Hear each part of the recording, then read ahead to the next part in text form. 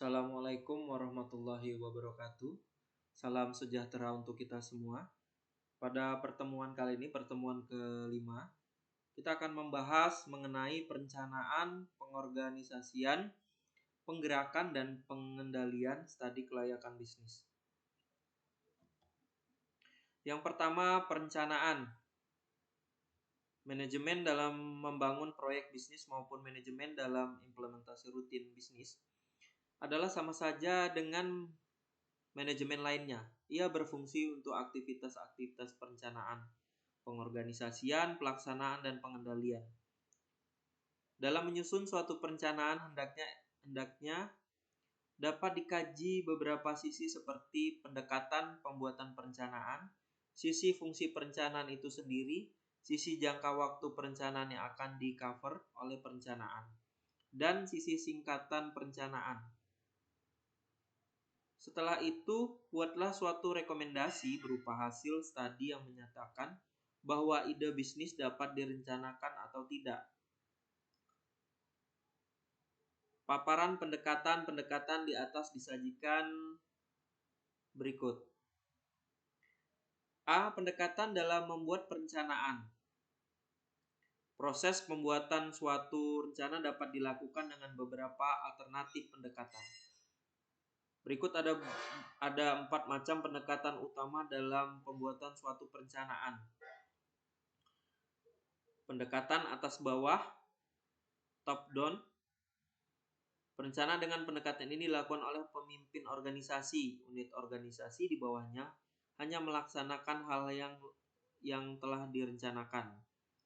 Kemudian pendekatan bawah atas, bottom up. Perencanaan dengan pendekatan ini dilakukan dengan cara pemimpin puncak memberikan gambaran situasi dan kondisi yang dihadapi organisasi, termasuk mengenai misi, tujuan, sasaran, dan sumber daya yang dimiliki. Selanjutnya pendekatan campuran. Dalam kenyataannya relatif sulit menemukan proses perencanaan yang murni, atas bawah atau bawah atas. Yang sering ditemukan adalah kombinasi campuran di antaranya. Keduanya, walaupun dengan presentasi yang relatif, dengan pendekatan ini pemimpin memberikan petunjuk perencanaan organisasi secara garis besar. Sedangkan perencanaan detailnya diserahkan kepada kreativitas unit perusahaan di bawahnya dengan tetap memenuhi aturan yang ada. Selanjutnya pendekatan kelompok. Dengan pendekatan ini perencanaan dibuat oleh sekelompok tenaga ahli dalam perusahaan. Oleh karena itu di dalam perusahaan dibentuk semacam biro atau bagian khusus seperti biro perencanaan. Kita kembali ke B lagi, fungsi perencanaan dan rencana. Telah dijelaskan di bagian atas bahwa hasil dari suatu perencanaan adalah suatu rencana atau rencana-rencana. Rencana sangat bermanfaat bagi proses manajemen. Pada bagian ini yang dipaparkan 6 fungsi utama rencana atau perencanaan manajemen suatu organisasi. Penerjemahan kebijakan umum, kemudian berupa perkiraan yang bersifat ramalan, yang berikutnya berfungsi ekonomi, selanjutnya memastikan suatu kegiatan, yang selanjutnya alat koordinasi, selanjutnya alat atau sarana pengawasan. Kita kembali lagi ke C, macam-macam perencanaan. Proses perencanaan menghasilkan suatu rencana atau rencana-rencana dapat dilihat dari beberapa sisi penting. Antara lain yaitu dari sisi jangka waktu, manfaat rencana, serta dari sisi tingkatan manajemen, yaitu dari sisi strategis dan operasional. Penjelasannya disajikan berikut ini. Sisi jangka waktu, perencanaan jangka waktu, perencanaan jangka menengah, perencanaan jangka pendek, sisi tingkat manajemen, perencanaan strategis, perencanaan operasional. Selanjutnya yang D, program kerja. Program kerja, penyusunan suatu perencanaan jangka pendek dan penerapannya dalam bentuk program kerja perlu memperhatikan anggaran Untuk membuat program kerja yang baik dapat digunakan beberapa teknik yang sudah umum dipakai, terutama dalam rangka mengoptimalisasi sumber daya organisasi. Yang akan digunakan antara lain adalah PRT, Program Evaluation and Review Technique, dan MPWP Network Planning. PKT, Performance Improvement Planning, yaitu teknik perencanaan yang mengutamakan dana analisa atas kekuatan-kekuatan pendorong dan penghambat kinerja. Kemudian PAP, Performance Improvement Planning, teknik perencanaan yang mengutamakan daya analisis atas kekuatan-kekuatan pendorong dan penghambat kinerja. Selanjutnya APP, Analisis Personal Potential, yaitu teknik perencanaan yang berguna terutama dalam rangka mengamankan satu program kerja agar dapat mengantisipasi setiap persoalan yang muncul pada waktu pelaksanaannya.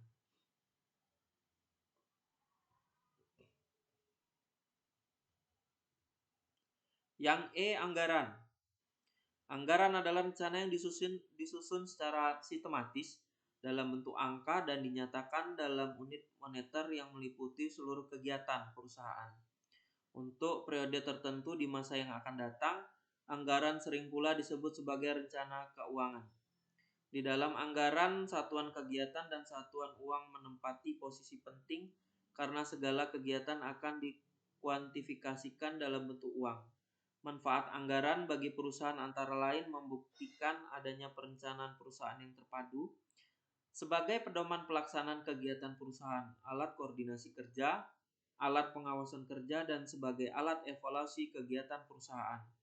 Dengan semua manfaat itu diharapkan anggaran dapat membantu manajemen melaksanakan dan mengendalikan operasional perusahaan. Akan tetapi, hendaknya penyusunan anggaran agar kegunaan optimal hendaklah realistis, luas, dan butuh perhatian yang kontinu.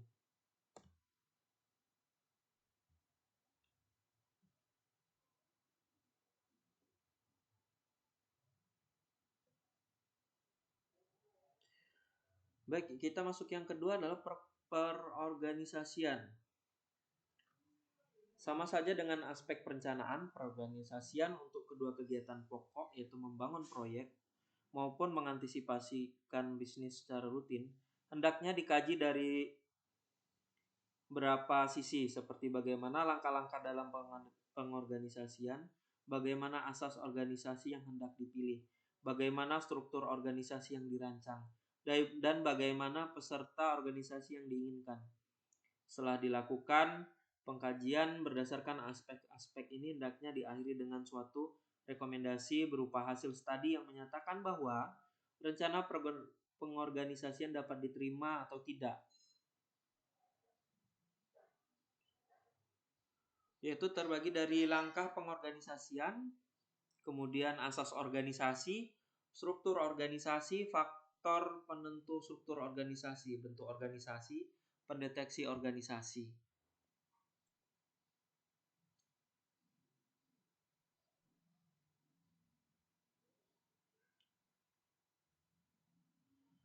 Penggerakan. Aspek penggerakan merupakan bagian dari manajemen.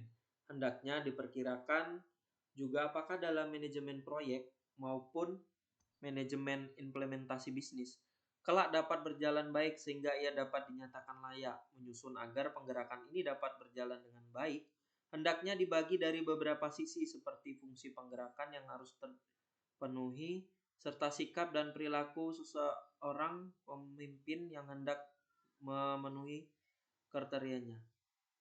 Fungsi penggerakannya mempengaruhi orang-orang yang supaya bersedia menjadi pengikut. Melakukan daya tolak pada seseorang, membuat seseorang atau orang-orang suka mengerjakan tugas dengan baik, mendapat pemelihara dan memupuk kesetiaan pada pemimpin, tugas, dan organisasi tempat mereka bekerja. Menanamkan, memelihara, dan memupuk rasa tanggung jawab seseorang atau orang-orang terhadap Tuhannya, negara, dan masyarakat. Kepemimpinan untuk menggerakkan karyawan, hendaknya seorang bergerak dalam hal ini. Seorang pemimpin memiliki jiwa kepemimpinan. Dari pengertian di atas dapat ditulis jelaskan hal-hal sebagai berikut. Kepemimpinan harus melibatkan orang lain. Kepemimpinan melibatkan distribusi yang tidak merata atau kekuasaan antara pemimpin yang dipimpin. Pemimpin serasa dapat memberikan hak kepada pemimpin tidak saja berupa pengarahan akan tetapi juga pengaruh. Pengendalian sebagai salah satu faktor manajemen hendaknya juga dianalisis untuk mendapatkan jawaban apakah dari sisi ini rencana manajemen pembangunan maupun pengimplementasian bisnis dinyatakan layak atau sebaliknya. Seperti diketahui bahwa pengendalian atau pengawasan di dalam manajemen memiliki berbagai fungsi faktor. Fungsi pokoknya pengendalian tersebut adalah mencegah terjadinya penyimpangan-penyimpangan, memperbaiki berbagai penyimpangan yang terjadi, mendinamiskan organisasi, mempertebal rasa tanggung jawab. Jenis pengendalian, metode pengendalian pendahuluan, metode pengendalian kebersamaan, metode pengendalian umpan balik,